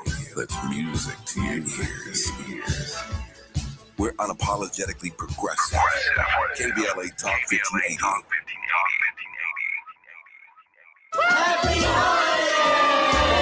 This holiday season, KBLA Talk 1580 wishes you and yours joy, peace, and prosperity. As we celebrate with family and friends, we're already looking forward to an exciting first quarter, packed with must-attend events to kick off the new year just right. In January, join us for our inaugural Brotherhood Brunch, bringing together community leaders, change makers, and everyday people for inspiration and connection. February means it's time for our signature Black History Month luncheon, a powerful celebration you won't want to miss. And in March, Women's History Month, we're once again hosting our State of Black Women in Los Angeles Symposium and Luncheon, addressing the issues that matter most inside our community. From all of us at KBLA Talk 1580, happy holidays. Stay tuned for more details on these incredible upcoming events. KBLA Talk 1580, your voice, your community, your power.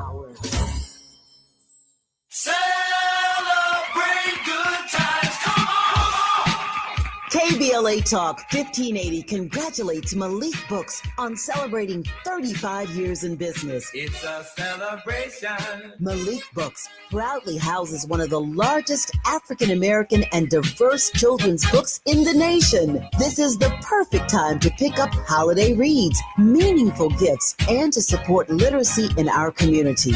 For 35 years, Malik Books has stood strong in the Black Book Revolution, uplifting stories that heal, inspire, and transform. One reader at a time. Change your thoughts, change your life. Books are the gift that keeps giving. From all of us at KBLA Talk 1580, congratulations to Malik Books on 35 years of culture, pride, and community.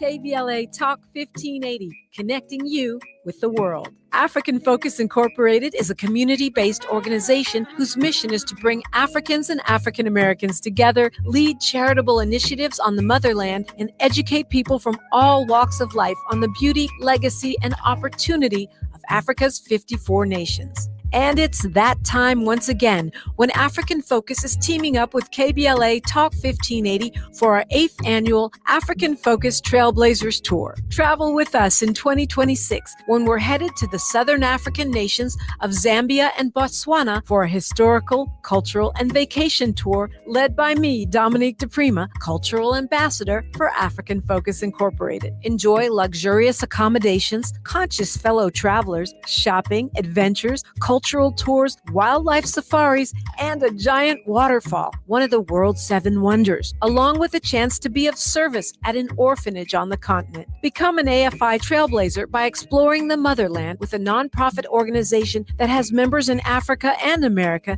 to help roll out the red carpet for you, and together we'll make a difference and have fun doing it. For more information, visit africanfocus.org or call 310-676-7300. That's 310-676-7300 or africanfocus.org. Whether it's stateside or exploring the diaspora, we're with you every step of the way. African Focus and KBLA Talk 1580.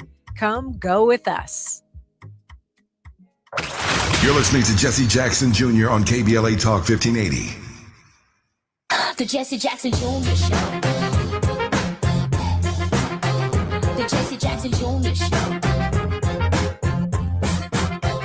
The Jesse Jackson Jr. Show. The Jesse Jackson Jr. Show.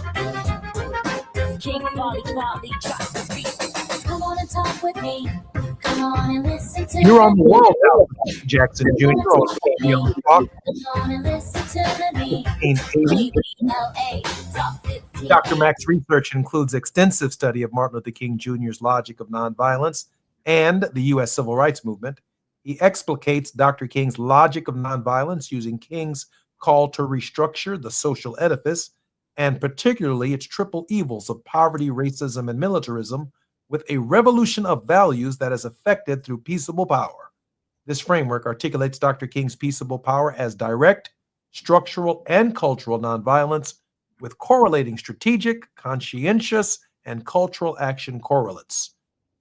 Mack thus argues nonviolence is a metalogic with direct, structural, and cultural forms that counterpose Johann Galtung's seminal conflict and violence triangles.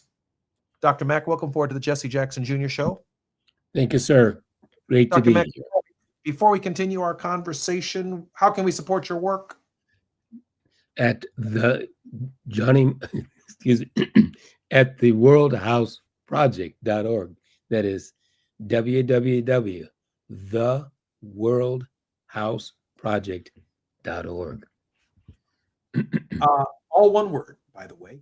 Dr. Mack, I stumbled on something yesterday in a conversation that I wanted to bring forward to our conversation. When Martin Luther King Jr. delivered the I Have a Dream speech in 1963, the U.S. military budget was $35.6 billion or thereabouts. I might be a dollar or two off. But when we deal with these kinds of numbers, what's a dollar or two? By 1968, when he's killed, the military budget per annum was $75.8 billion. Today, under Donald Trump, the military budget in the United States per annum is now $1 trillion. And I realize that Dr. King did not cuss very often, but he would certainly have no problem saying WTF. If I take $1 trillion and I divide it by all 50 states, that's about $20 billion per state.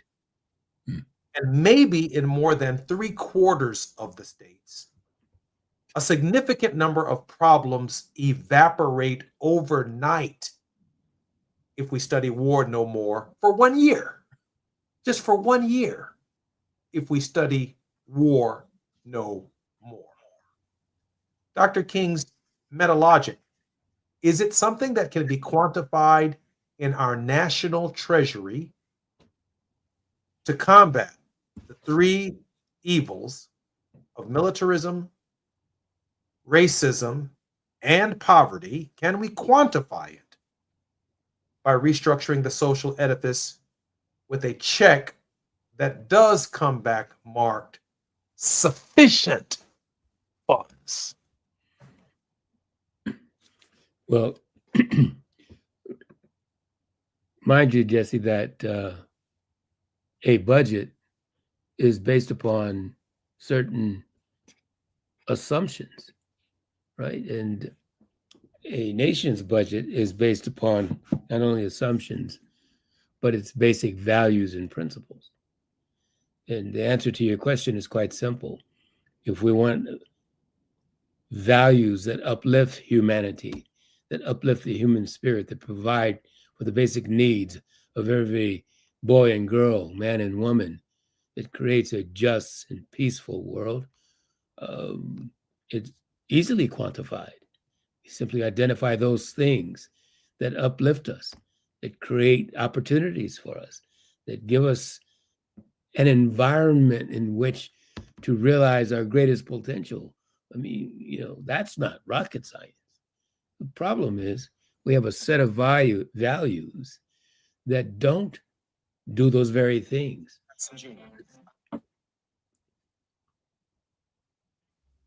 We have a set of values that divide us, not bring us together.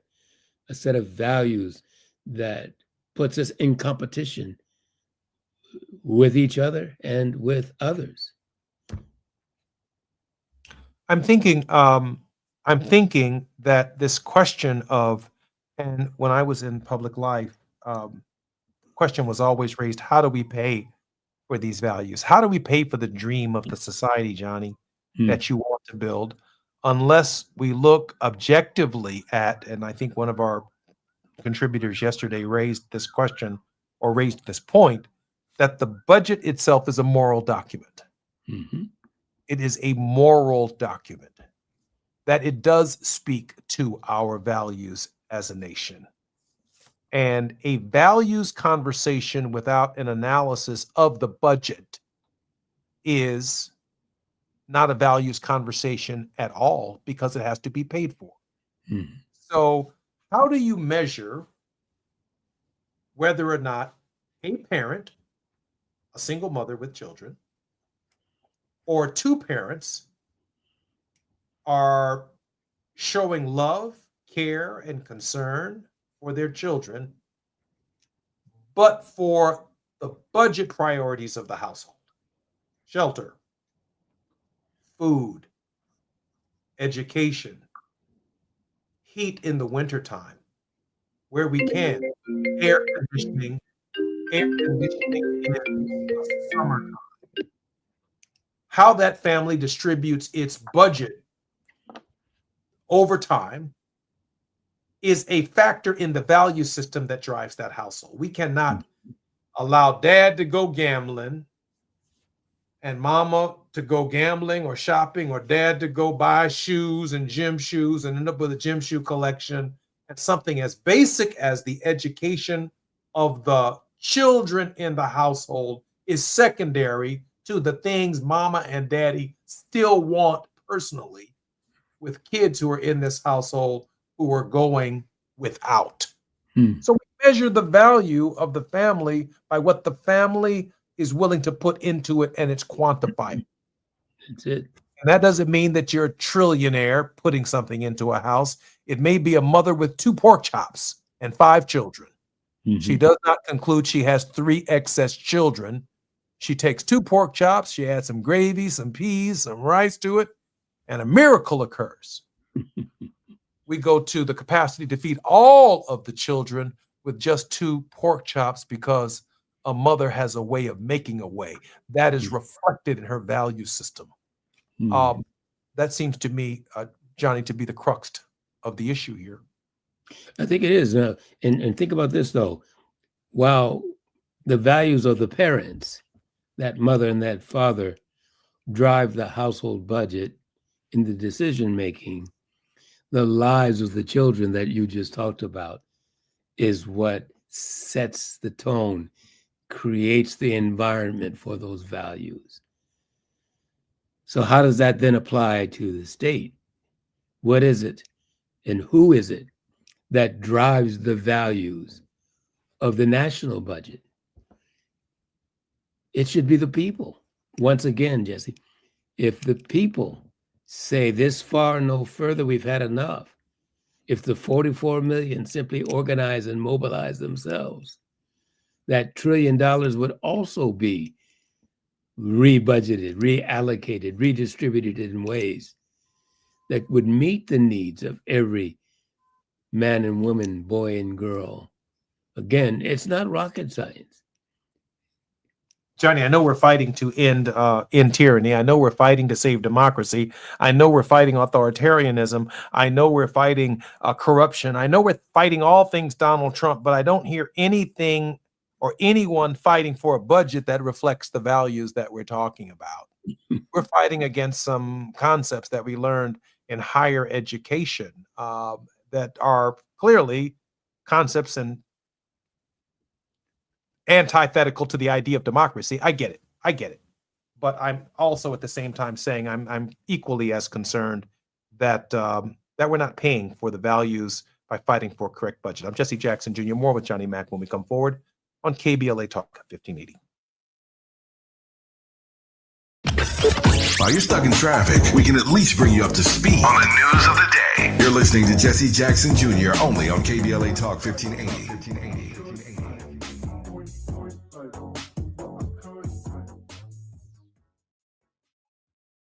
If you're an adult in need of an accredited high school diploma, the Los Angeles Public Library can help. You could earn one for free in as few as 5 months, online with 24/7 access. You also get a personal academic coach, plus special training focused on 9 in-demand industries, as well as a resume and cover letter to advance your career. Visit the website at lapl.org/diploma. That's lapl.org/diploma. Kohl's Customer Appreciation Event is here, right in time for the gift exchange. Even though everyone pretends gifting isn't a competition, it kinda is. At Kohl's, save on gifts everyone will fight over. From sweaters and flannels to air fryers, toaster ovens, and more. Because deep down, the gift exchange isn't just about giving. It's also about winning. Shop Kohl's and save on top gifts now. Select styles, some exclusions apply. Offers end December 14th. See store or kohls.com for details. Small businesses are the heart of America. But you don't have to go it alone. As the nation's largest nonprofit resource of expert business mentoring, SCORE has helped millions of entrepreneurs build their businesses for free. Get the connections, education, and guidance you need with SCORE. We're ready to help. Find a mentor today at score.org. KBLA Talk 1580. We've got a lot to talk about. KBLA Talk 1580 reminds you, when we fight, we win. The Youth Justice Coalition is challenging America's addiction to incarceration and discrimination. YJC works to dismantle policies leading to mass incarceration, law enforcement violence, and the school-to-prison pipeline. Their approach? Transformative justice, community intervention, free LA high school, legal defense, and system monitoring. YJC promotes safety without relying on prisons. Their goal? Prevent system contact and help people exit the system through direct action, advocacy, and education. Want to get involved or need help? Call 323-235-4243. That's 323-235-4243. Join YJC in creating change. When we fight, we win. KBLA Talk 1580, your voice for justice. This is a community call to action from KBLA Talk 1580. Hey there, Los Angeles. This is James Lucky Jr., publisher and editor of Los Angeles News Observer. Are you hungry for news that matters to you in the African-American communities of Los Angeles? Well, buckle up, because we got the scoop you've been craving. Stay in the know and never miss a beat with our free weekly publications conveniently available near you. Or hop on the digital wave and become an exclusive subscriber at OGNSC.com. Don't forget to join the party on Instagram and Twitter at OGNSCINC for behind-the-scenes access and sizzling updates. No more FOMO. Let's stay informed, connected, and empowered together. Find what you love, love what you find. A Total Wine and More. There's so much waiting for you. Spirits and beer, thousands of wines. Guides in the know and prices so low, it just might blow your mind. You're gonna find what you love and love what you find. With curbside pickup and delivery available, you'll always find what you love, only at Total Wine and More. Drink responsibly, B21. Now back to more of Jesse Jackson Jr. on KBLA Talk 1580. The Jesse Jackson Jr. Show. The Jesse Jackson Jr. Show. The Jesse Jackson Jr. Show. The Jesse Jackson Jr. Show. King Folly, drop the beat. Come on and talk with me. Come on and listen to me. Come on and talk with me. I'm Jesse Jackson Jr. You're listening to the World House on KBLA with Dr. Johnny Mack. Johnny is our very special contributor on the World House, where we analyze and think through Dr. King's theology, philosophy, and therefore actions in the present. Dr. Mack, welcome forward to the Jesse Jackson Jr. Show. Thank you, Jesse. It's good to be here. It's always a pleasure to have you, Dr. Mack. Let me read something very quickly. Where your treasure is, there your heart will also be. It's a famous biblical quote from Jesus Christ in Matthew chapter 6, verse 21, meaning that whatever you value most, your treasure, is where your true focus, desires, and emotions, your heart, will naturally gravitate, encouraging people to invest in eternal spiritual riches rather than fleeting earthly possessions for lasting fulfillment. Meaning and interpretation. The phrase highlights that your actions and where you put your time, energy, and resources, your treasure, shows what truly matters to you. Earthly versus eternal. Jesus contrasts storing up temporary riches on earth, which can be lost, with storing up treasure in heaven, spiritual wealth, good deeds, faith, which is secure and brings true peace. Focus and direction. If your focus is on worldly things, your heart is tied to the temporary. Shifting your focus to God and eternal things aligns your heart with lasting purpose. And finally, self-examination. It serves as a prompt for self-reflection to check if your financial and life choices reflect your spiritual goals. Johnny, that's the breakdown of Matthew chapter 6, verse 21. Dr. King, Johnny, had to be right there in that space. Yeah. As a man of faith, Dr. King's whole logic of nonviolence is, as you say, deeply wrapped in this idea of where our money is, there will our hearts be also. And where our hearts are, there will our money be. And so there's another biblical text, Jesse, as a man thinketh, right? Yes, yes. You know, we are creatures that move toward what we think about.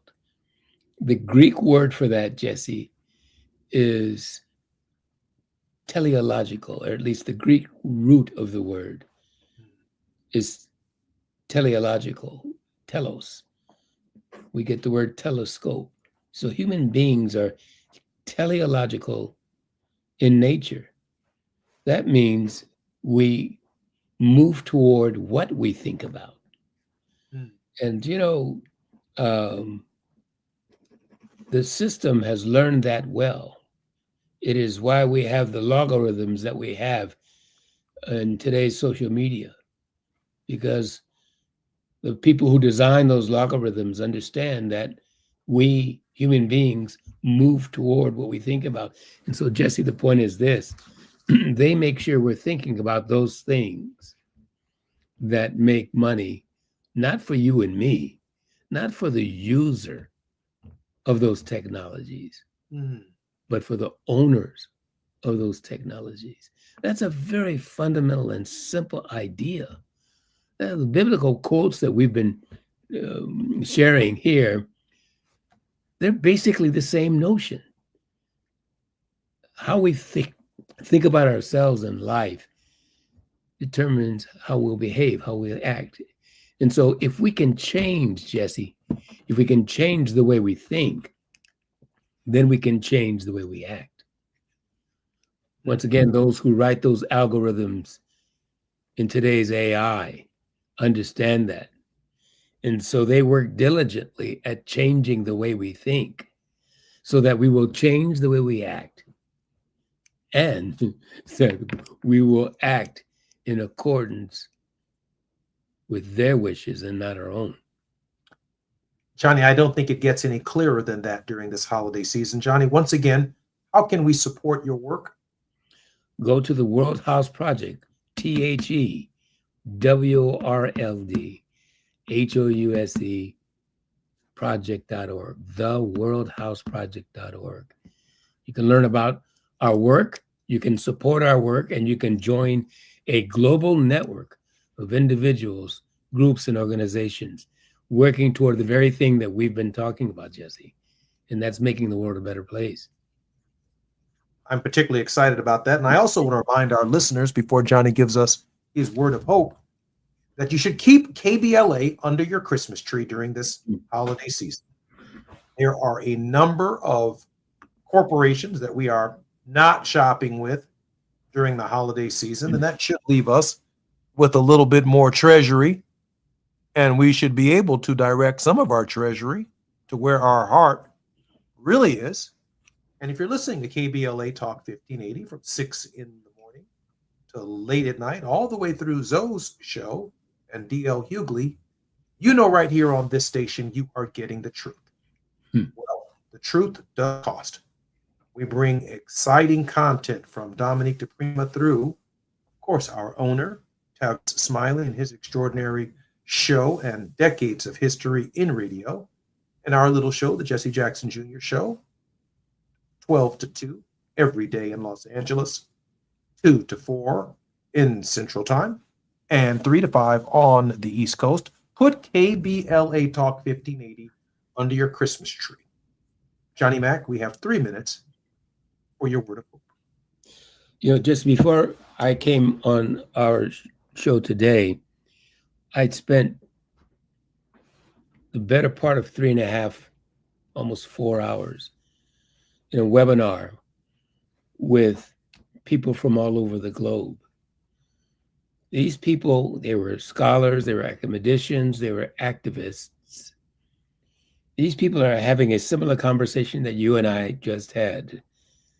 And so when we talk about, who's actually talking about these things, who's talking about the values that drive our budget, who's talking about the values that determine whether we go to war or not, who's talking about the values that determines whether we have equal opportunities and employment opportunities and educational opportunities. And I find in my work, Jesse, that there is a very large number of people, not only here in the US, but around the globe, who have come to realize that it is up to us to make the change that we want. The question is, how do we platform them? How do we spotlight them?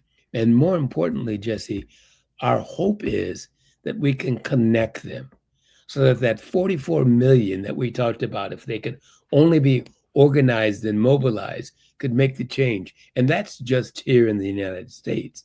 Remember now, I said I came from a almost 4-hour webinar today where we had about 36 very capable and accomplished individuals representing very significant organizations having a very similar conversation. And so I am hopeful, and I encourage our listeners to get plugged into these kinds of organizations and opportunities.